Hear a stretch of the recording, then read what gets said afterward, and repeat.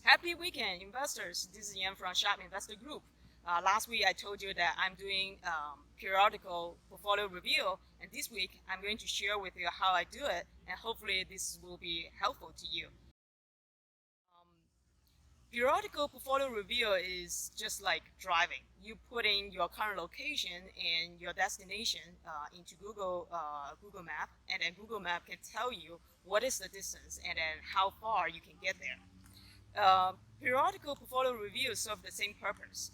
You figure out what is your goal portfolio will look like, and then you also put in your current portfolio, figure out the gap, and then come up with a plan to execute it to reduce the gap.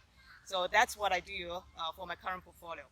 Let's talk about how you come up with your dream or goal portfolio.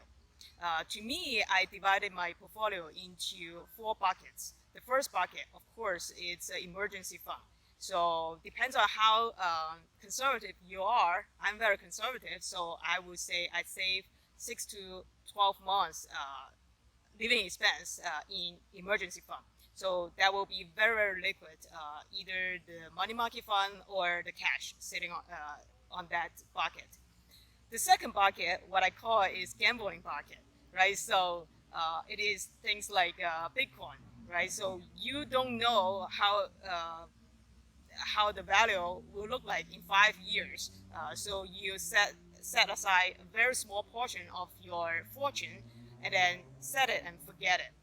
You might lose all of them, or it might be a huge win, but you don't check on it every day or every year. You just set it and then forget it. Uh, there are two more buckets, very, very important. One is the cash flow bucket. The other one is the appreciation bucket. So how do you decide how much percentage to allocate to the cash flow portfolio? How much to allocate to the appreciation portfolio? For me, it all worked backwards, right? So you start with the goal lifestyle, and then you figure out what is your monthly expense in that dream lifestyle, and then you come up with the portfolio size for the cash flow. So let's say your monthly expense is 5,000 per month, and every year you know how much cash flow you need, and then usually a passive portfolio will generate, let's just say 7 to 8% return. Let's just be conservative. Then you know how big is your cash flow portfolio. And then compared to where you are today, you know what is the gap and how much more you need to invest or allocate to that cash flow portfolio. Now, what's left is just the appreciation part of it.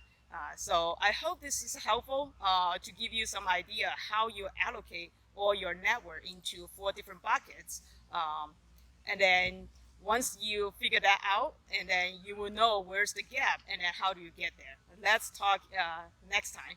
If you like our content, please remember to subscribe to our channel below. Thank you. See you next time.